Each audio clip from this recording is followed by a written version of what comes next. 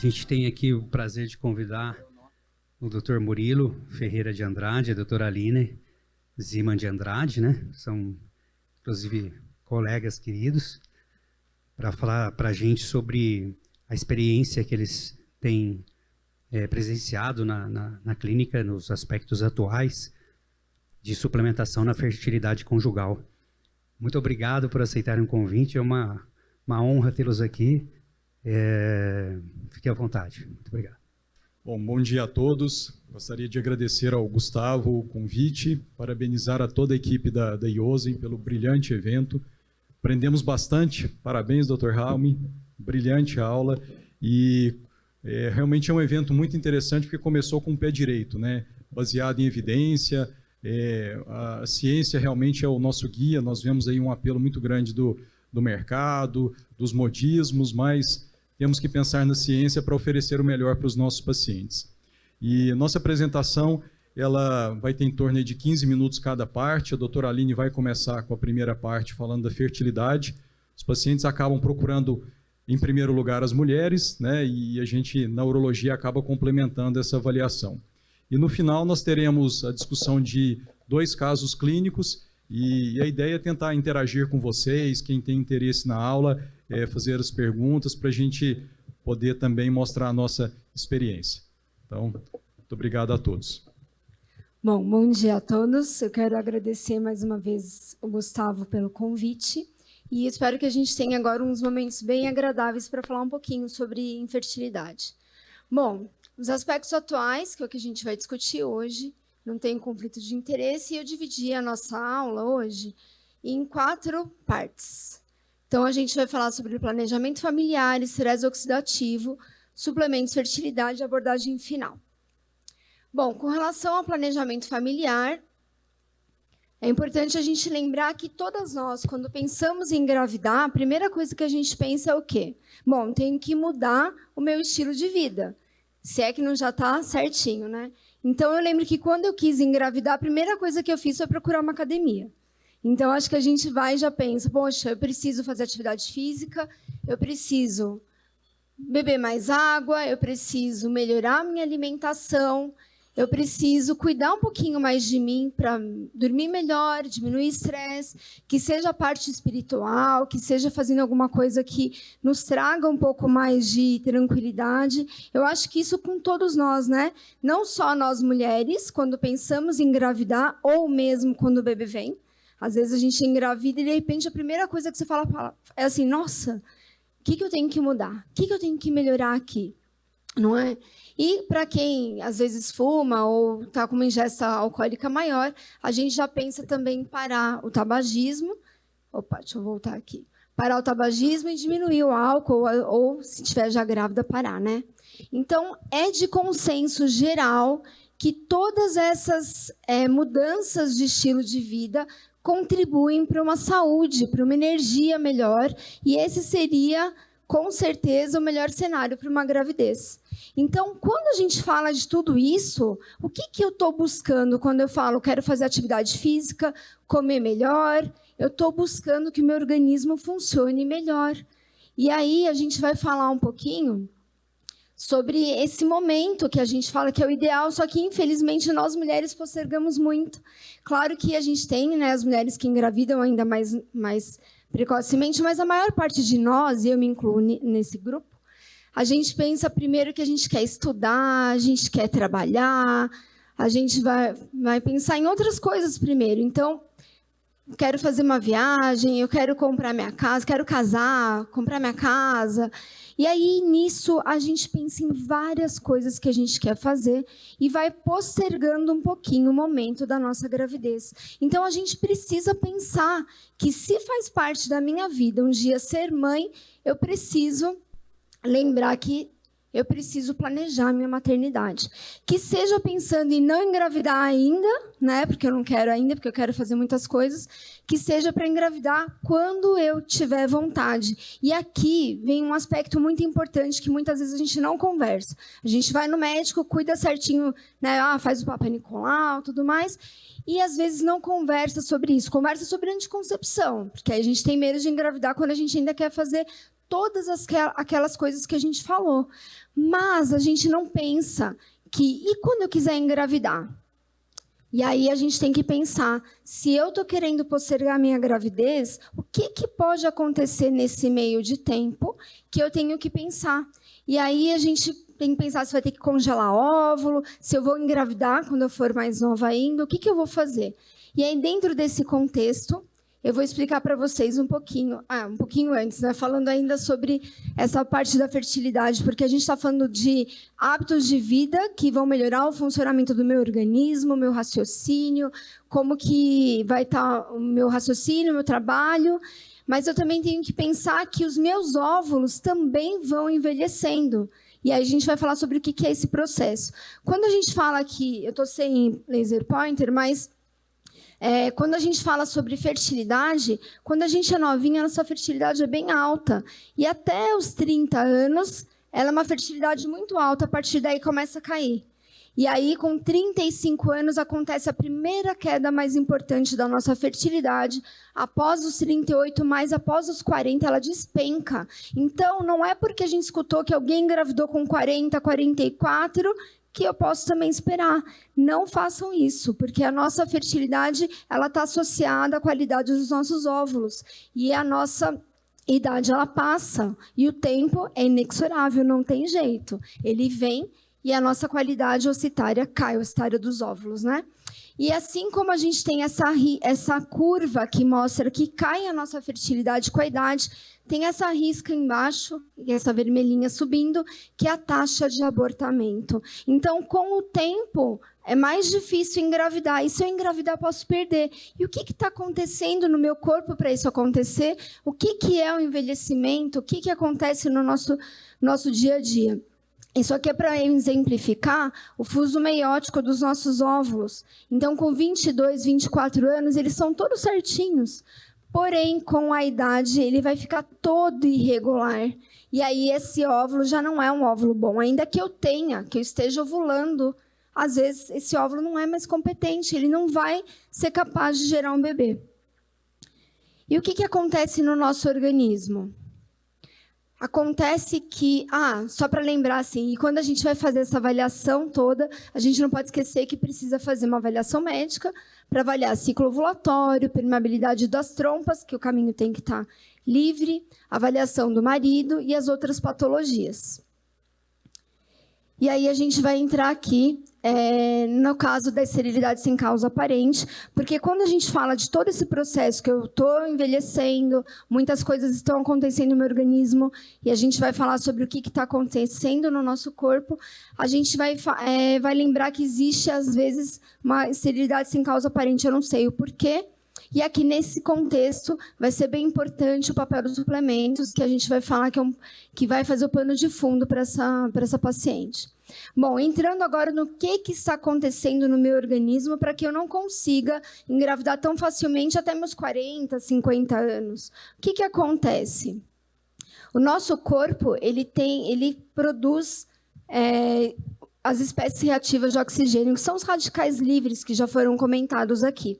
Então, o nosso corpo está funcionando, eu estou aqui, estou pensando, eu estou andando, eu estou falando, vocês estão prestando atenção, e milhares de reações químicas estão acontecendo no nosso corpo.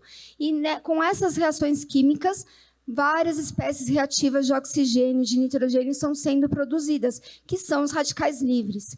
E aí, o que acontece? Numa célula minha que está normal, esses radicais livres vêm, que eles são instáveis, precisam se estabilizar, e na hora que ele encontra o meu óvulo, o espermatozoide do marido, o endométrio, ele destrói essa célula. Então, aqui a gente vai ver... Deixa eu passar aqui. Aqui a gente vai ver assim. Então, o que acontece? Eu tenho um balanço entre as espécies reativas de oxigênio e nitrogênio, que são os radicais livres instáveis e que precisam se estabilizar em algum local, e os antioxidantes, que são as moléculas protetoras, que vão se ligar a esses radicais livres, estabilizando para que ele não cause lesão. E o nosso corpo está o tempo inteiro produzindo radical livre e produzindo antioxidante. E esse balanço vai levar a se a gente vai ter um pouco mais de lesão no nosso vaso, para ter um infarto, AVC lá na frente. Se eu vou ter mais lesão nas minhas pernas, se eu vou ter mais lesão no meu óvulo, no meu endométrio. Então, tudo está relacionado. O meu trabalho de mestrado foi com estresse oxidativo, né? Na verdade, eu fiz uma avaliação de estresse oxidativo em pacientes com endometriose, e é muito visível o tanto que isso aqui acontece. E numa patologia como a endometriose, a gente tem, sim, o consumo dos nossos antioxidantes endógenos e também os externos, e o tanto que é importante a presença desses antioxidantes. Então, o que acontece? A produção dos radicais livres ela é feita continuamente, e aí eles vão vindo e vão lá na membrana e vai destruindo. E aí é isso que acontece. E como que eu faço para que essas espécies reativas não causem lesão nos meus tecidos? Eu preciso lembrar dos antioxidantes. Então, eu tenho aqui uma célula, eu tenho aqui o radical livre, que tem um elétron que está desemparelhado, ele está instável. E aí vem o antioxidante que doa esse elétron e fica aí ele consegue estabilizar esse radical livre, e aí a gente não tem a lesão. Então, mais uma vez, só para poder exemplificar. Então, a gente tem aqui o radical livre, a gente tem lá, e aí vem o antioxidante e estabiliza essa molécula. Então, é isso que o antioxidante vai fazer. E é isso que por isso que a gente precisa tanto. Então, na hora que é formado um radical livre, ele vai, estabiliza. Então, assim que vai formando no nosso organismo os radicais livres, ele vai sendo formado, vem o antioxidante e quela, né? Ele vai grudar para que ele não cause uma lesão.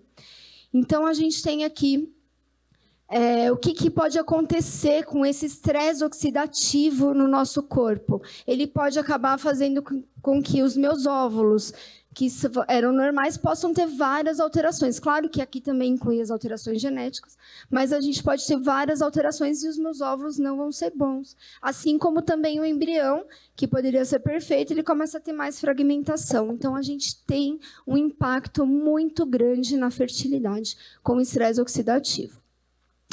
E aí vem para a gente falar assim, então, o que eu posso usar para melhorar? Primeiro, a gente tem que lembrar dos hábitos de vida, não se esqueçam, a gente tem que melhorar a alimentação. Então, as vitaminas, aquela história, quanto mais colorida a nossa alimentação, maior a quantidade de vitaminas. E isso é essencial. Então, tem que melhorar a nossa alimentação, tem que fazer exercício físico, com o exercício físico a gente consegue jogar fora, consegue melhorar o nosso organismo e jogar fora esses radicais livres também. Tem que beber bastante água para ajudar embora esses radicais livres que são produzidos continuamente. Então, a gente precisa lembrar que não pode fumar, né? Ou, pelo menos, tem que diminuir bastante. Diminuir o excesso de álcool, que são todos fatores que aumentam a produção das espécies reativas. Então, o que a gente tem que lembrar que é importante? Todo esse estilo de vida saudável, e a gente vai lembrar dos antioxidantes que a gente pode utilizar. Aqui eu coloquei alguns. Opa, ele está passando tudo de uma vez. Espera aí. Desculpa. Pronto. Então, aqui a gente tem para a gente falar do ácido fólico, da coenzima Q10, a vitamina D, o ômega 3, vitamina B12, B6, vitamina E, o ácido ascórbico, que é a vitamina C, a N-acetilcisteína, que é uma precursora da glutationa, e o selênio e o zinco. Então, aqui a gente tem várias substâncias. Eu vou falar das principais, que têm mais estudos clínicos em reprodução e infertilidade, mas todas elas vão ter essa ação antioxidante no nosso organismo.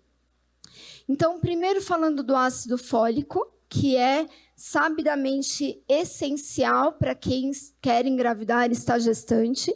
Por quê? Porque a falta do ácido fólico pode causar os efeitos do tubo neural e o lábio leporino. Então, a gente tem aqui esses efeitos que ninguém vai querer viver com isso, então tem que lembrar do ácido fólico. E com relação à fertilidade,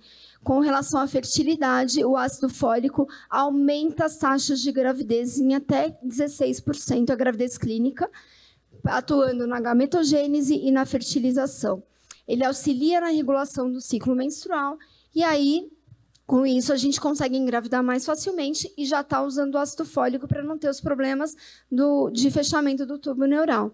Lembrando aqui que a gente agora escuta muito, eu não sei se alguém aqui já está querendo engravidar ou está gestante. Nós, médicos, né, ginecologistas, temos usado muito metilfolato. Por quê? Porque ele já é a forma ativa. Então, o ácido fólico, que na minha época a gente usava mais o ácido fólico mesmo, ele precisa ser convertido. Então, ele precisa dessa enzima, que é metileno tetrahidrofolato redutase, e quando a mulher tem essa deficiência, ela não faz essa conversão. Então, por isso que a gente tem disponibilizado no mercado agora o metilfolato. Opa. Aí, assim, só lembrando do ácido fólico, ele fala assim, que até o presente momento não há associação entre altos níveis séricos de ácido fólico e autismo. Por que eu pus esse estudo? Porque surgiu um estudo dizendo que as mulheres estavam usando ácido fólico por muito tempo, em doses altas, e que poderia ter associação com autismo. Eu mesma já cheguei a orientar isso para paciente, mas agora, vendo essa revisão sistemática que foi feita, a gente viu que não tem essa associação.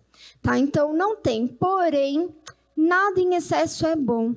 Então, o ácido fólico ele tem a dose certa, que é de 400 microgramas, pode aumentar um pouquinho eventualmente, mas os 5 miligramas que a gente costumava usar antes, ele é muito alto. É uma dose alta, mas para quem tem deficiência mesmo já documentada.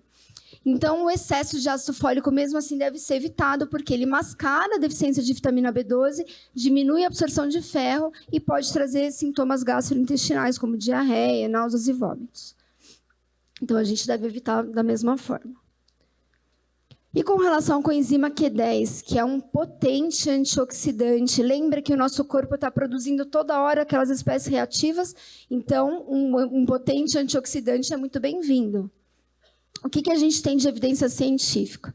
A gente tem que há aumento das taxas de gravidez clínica. Eu acho que é importante eu falar aqui que quando eles viram com relação a impacto em taxa de abortamento e nascidos vivos, não foi visualizado, mas a gente precisa de mais estudos.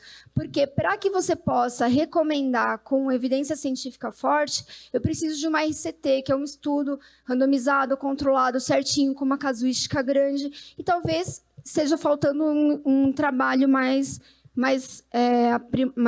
intenso. Não só isso, também às vezes não vai impactar em nascidos vivos, mas pode impactar na qualidade da nossa gestação. Às vezes aquela paciente que acabou tendo que ficar em repouso, teve um trabalho de parto pré-termo, ou então teve um bebê com baixo peso ao nascer. Então a gente não sabe o impacto que poderia ter da falta dos antioxidantes e o impacto que poderia ter na melhora das respostas dos segmentos obstétricos, né? Então, mas a gente precisa de mais estudos, né, para avaliar principalmente a competência ocitária e proteção de gametas, que se a gente conversou que existe aquela quantidade enorme de espécies reativas e que o antioxidante ajuda, a coenzima Q10 é um excelente antioxidante, então provavelmente o que está faltando é o estudo certo. Então, e lembrando que ele fornece energia para o processo de fertilização e implantação embrionária, que são locais que são altamente ricos em mitocôndrias e que precisam dessa energia para que o processo de fertilização aconteça mais adequadamente. E com relação à vitamina D, que é tão estudada, né? A vitamina D, ela é do nosso coração, né? Mas ela tem um papel muito importante na fertilidade, com certeza, com produção hormonal, e regulação do ciclo menstrual. Mas, por enquanto, a gente ainda não tem um estudo que vai dizer que aumenta a taxa de nascidos vivos, que, no final das contas, a gente quer o bebê em casa, né? Não tem ainda, porém, em ciclo menstrual, em tratamento de reprodução, a gente tem visto, sim, que melhora o padrão do ciclo menstrual. E talvez aí a mulher possa engravidar um pouco mais rápido e melhorar a qualidade dessa gravidez. Com relação aqui aqui só para reforçar que até o presente momento não tem fortes evidências. e que aumente as taxas de gravidez em nascidos vivos, mas eu acho que está aumentando casuística e que talvez com um estudo com uma RCT a gente possa chegar a essa conclusão. Então, por enquanto, ela não é recomendada para aumentar chances de gravidez, porém, é inegável a importância dela para a gestação. Com relação ao ômega 3, ele tem um papel muito importante também na regulação dos hormônios sexuais e tem um papel anti-inflamatório importante. Esse estudo ele apontou uma melhora nas taxas de fecundidade e regulação dos ciclos menstruais, mas, da mesma forma, a gente precisa de mais estudos. Mas todos os estudos que estão sendo feitos apontam para uma melhora, para uma ajuda. E aí eu acho que o que a gente precisa estudar mais e ver que se a gente tem, assim, aquela história, né? Onde tem fumaça, tem fogo. Então, se a gente está vendo que tudo está apontando para lá, vamos procurar onde está esse fogo que a gente vai achar. Mas, com certeza, existe uma indicação de utilizar esses antioxidantes, melhorando todo o processo, tanto de fertilização, né, na fertilização natural, com tratamento, ou até mesmo durante a gestação. E aqui, só para lembrar que as outras que eu não trouxe os outros trabalhos, mas de um modo geral o que eles apontam é sempre isso. Existem indícios de que a melhora não tem evidência científica para nascido vivo, mas aí eu entro de novo naquela história. Se eles são potentes antioxidantes, provavelmente a gente vai ter melhora também. Quem sabe daqui a um ano a gente já tem um trabalho mais bem desenhado e já possa falar com uma evidência científica mais forte. E, por fim, aqui só para lembrar que a abordagem final que a gente deve fazer é multidisciplinar. Então, assim, o médico ele vai avaliar a parte de saúde, o ciclo menstrual, vai avaliar toda essa parte, mas a gente precisa de uma abordagem multidisciplinar. Quem faz o segmento dessa parte de orientação da alimentação, de tudo mais, é o nutricionista. Eu preciso do educador físico para ajudar na atividade física. Eu preciso de uma equipe multidisciplinar para ajudar essa mulher a atingir a gravidez e uma gravidez saudável. Então, por fim, só lembrar que a persistência é o caminho do êxito. Se vocês estiverem tentando engravidar, é paciência e persistência que logo vem. Obrigada.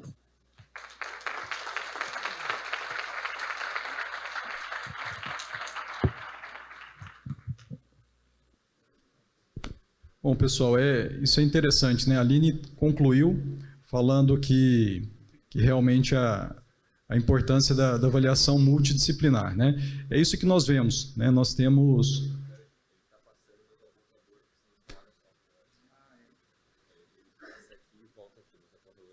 Não tá. Não, mas tranquilo. Acho que a tela aqui é grande, dá para a gente apontar, né? Então, nós temos esse privilégio, né, de fazer essa avaliação em conjunto. Já estudamos reprodução há um bom tempo, a Aline trabalhou com estresse oxidativo, eu, na pós-graduação, vi doenças mitocondriais alterando a função espermática, e a gente observa que, nos últimos anos para cá, muitos estudos de qualidade vêm surgindo e trazendo melhoras na prática clínica. Antes, a infertilidade para o urologista era um tratamento basicamente cirúrgico, e hoje a gente tem mais um arsenal maior para oferecer, né? É uma função fundamental a reprodução humana para a perpetuação da espécie, um sonho de muitos casais.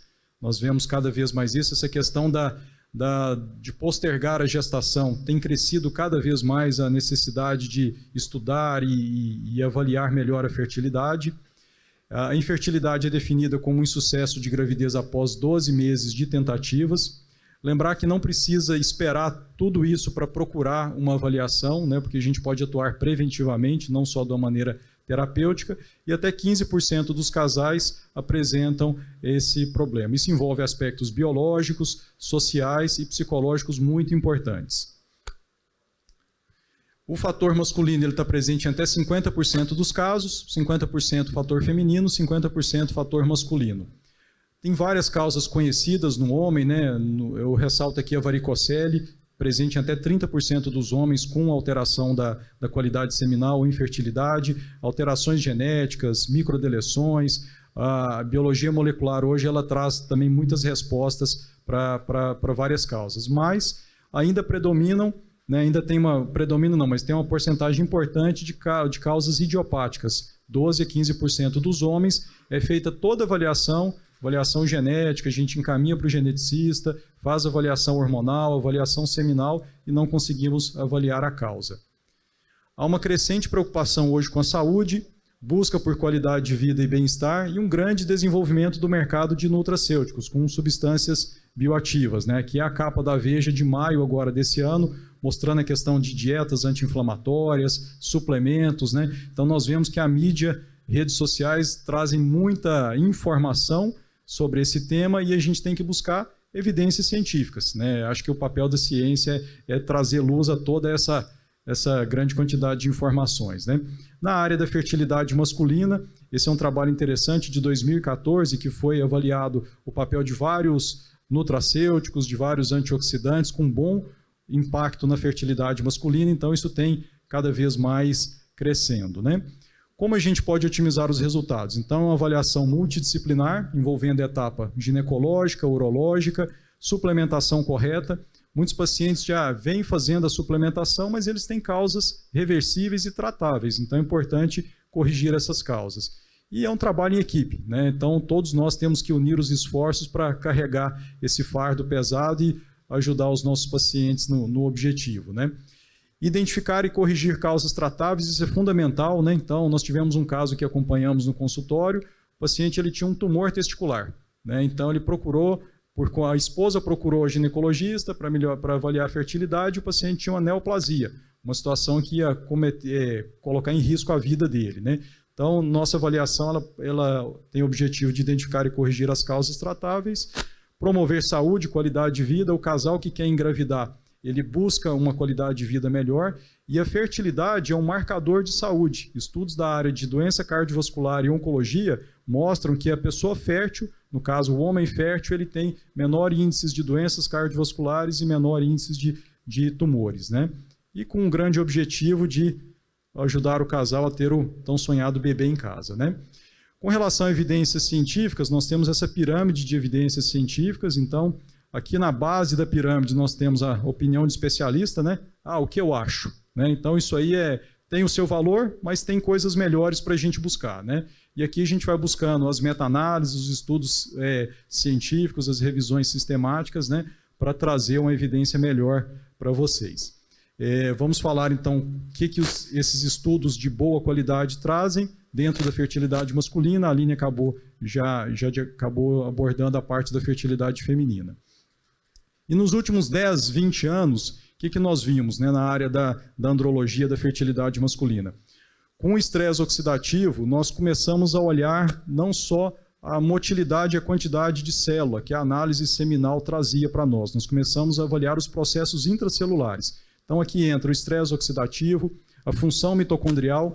O espermatozoide é uma célula riquíssima em mitocôndria, então ele tem a peça intermediária dele, né, que é essa estrutura aqui, totalmente ocupada por mitocôndrias. Então é interessante que ela tem um marcador, inclusive, para doenças mitocondriais. A gente pode utilizar o sêmen para fazer essa avaliação. E nos últimos anos, com o estudo da fragmentação do DNA espermático, nós conseguimos descobrir causas que podem estar relacionadas à infertilidade, que antes a gente chamava de causa sem causa aparente, e podemos fazer intervenções e monitorar essas intervenções. Aqui é uma vantagem da avaliação do homem, né? Quando a mulher usa um antioxidante, um suplemento, o desfecho final é gestação ou bebê em casa. No homem, não. Você pode fazer uma suplementação e avaliar, por exemplo, a taxa de fragmentação do DNA espermático para avaliar se está evoluindo bem, né? E com relação à dieta e hábitos, né? Foi comentado aqui que na parte feminina isso é muito importante, na parte masculina também.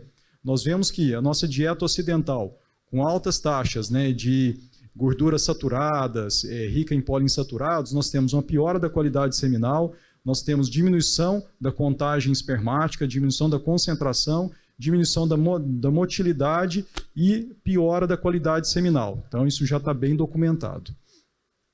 E com relação ao sobrepeso e obesidade, né? Parece fácil falar que deve atrapalhar, mas como que isso acontece, né? Então, por exemplo, olhando a motilidade seminal, esse também é um trabalho muito interessante, ele observou que pessoas com peso normal tinham uma motilidade seminal normal, acima de 15 milhões por ml, né? Como nós podemos ver aqui.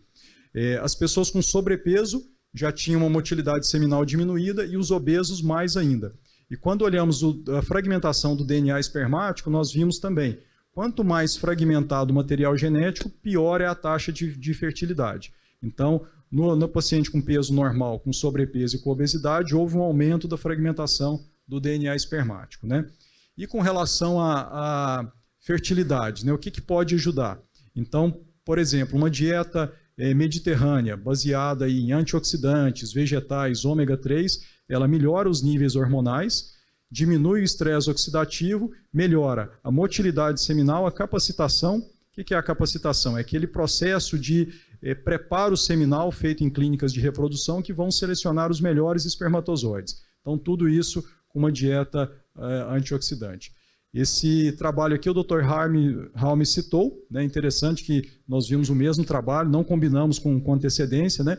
Mas vimos que a suplementação com DHA melhora as taxas de fragmentação do DNA espermático, né?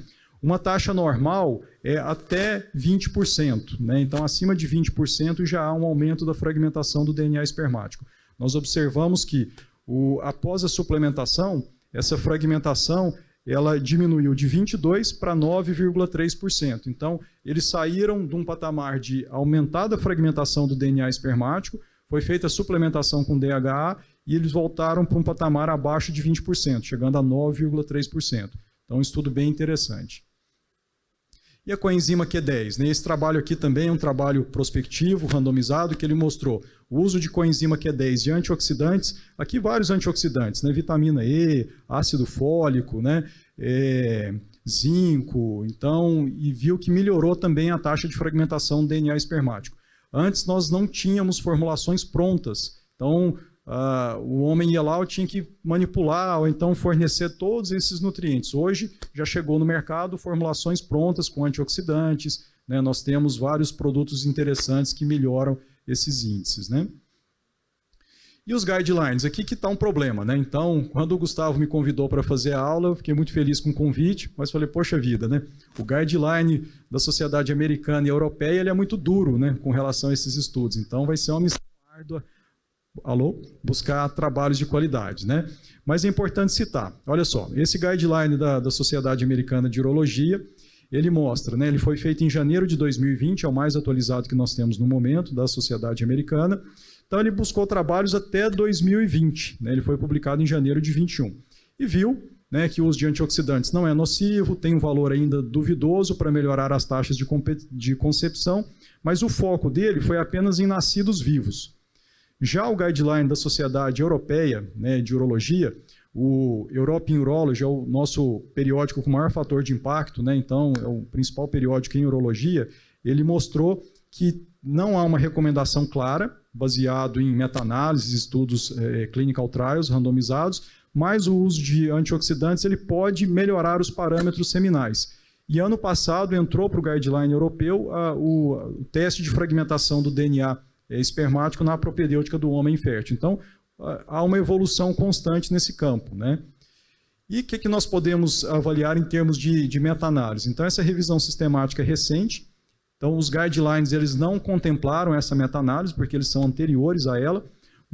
Foi uma revisão bem interessante que mostrou, foi um estudo bem robusto, com mais de 10 mil homens inférteis, pegou 90 trabalhos randomizados controlados, e ele viu que hoje houve um aumento, né, de taxas de nascidos vivos de 162 para cada 1.000, sem a suplementação com antioxidantes, e 216 com o uso de antioxidantes, mostrando uma melhora nítida, quantificável, só que o índice de evidência ainda um pouco baixo, por conta de uma grande heterogeneidade. Então, não havia padronização de doses, não havia padronização de tempo de uso por conta disso. E nascidos vivos, houve um aumento também.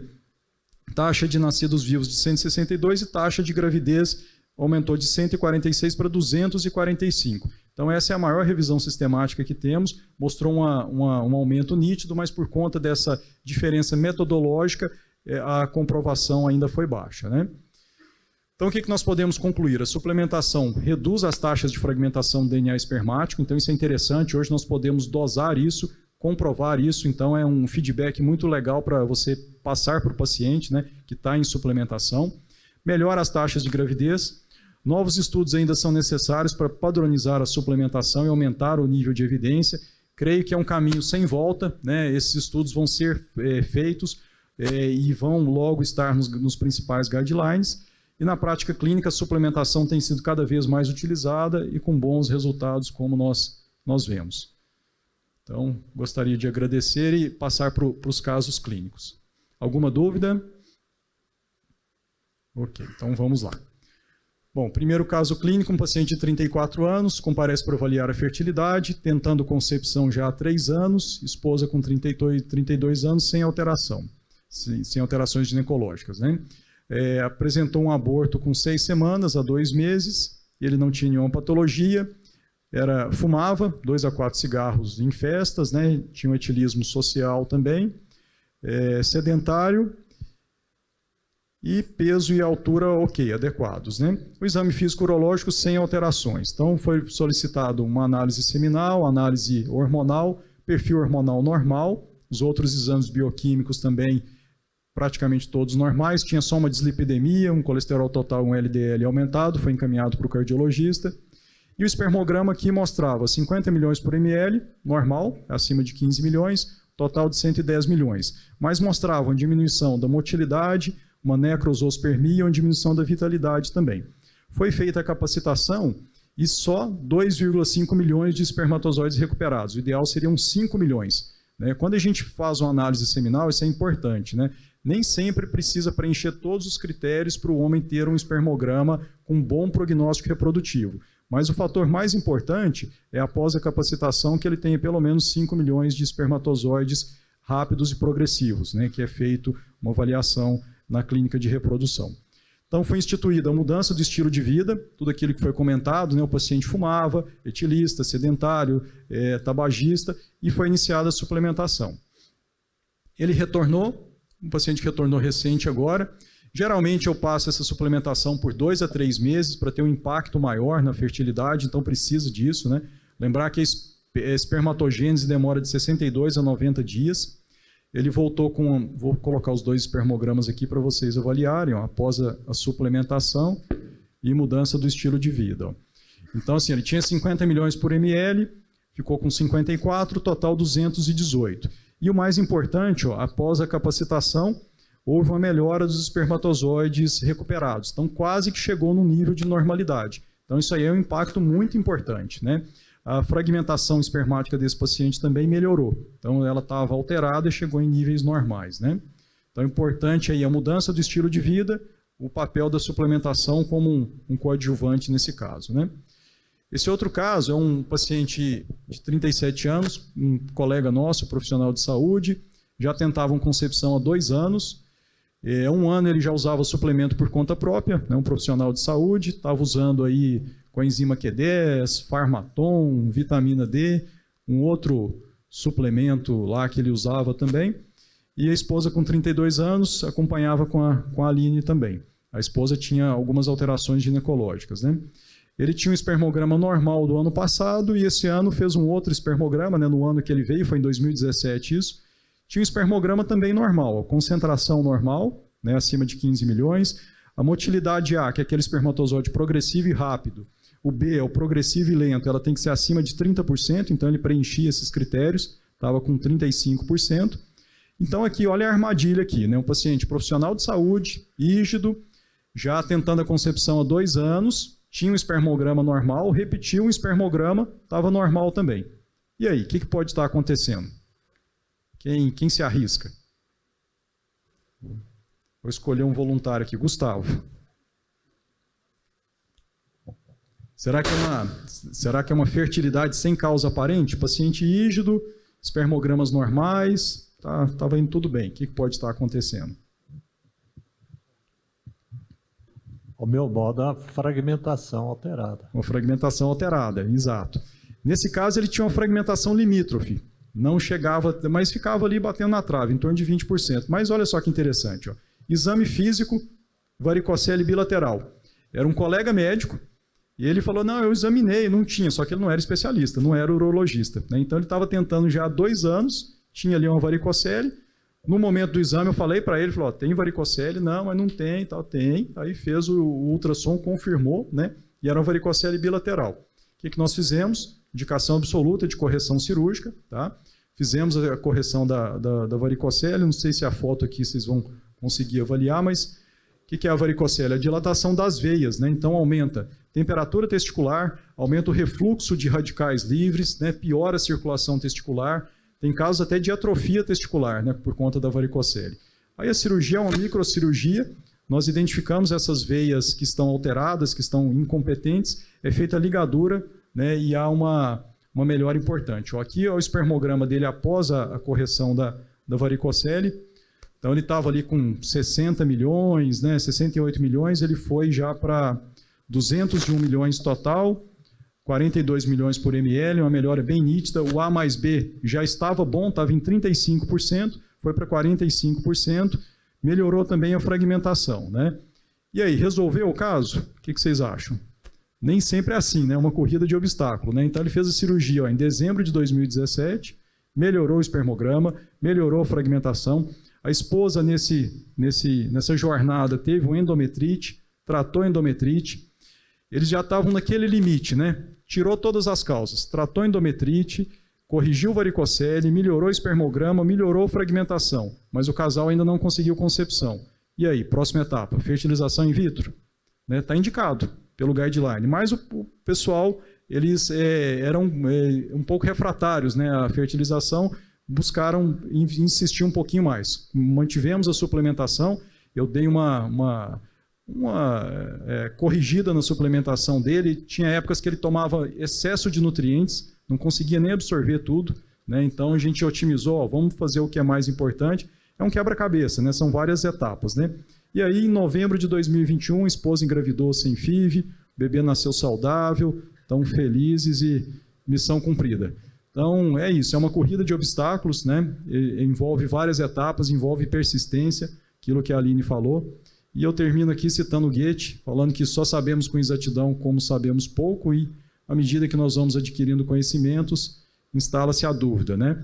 E nessa grande encruzilhada do caminho a que seguir, né, com várias informações, a gente tem que ficar firme na ciência, na tecnologia, na ética. Por quê? Para oferecer o melhor aí para os nossos pacientes. Muito obrigado a todos.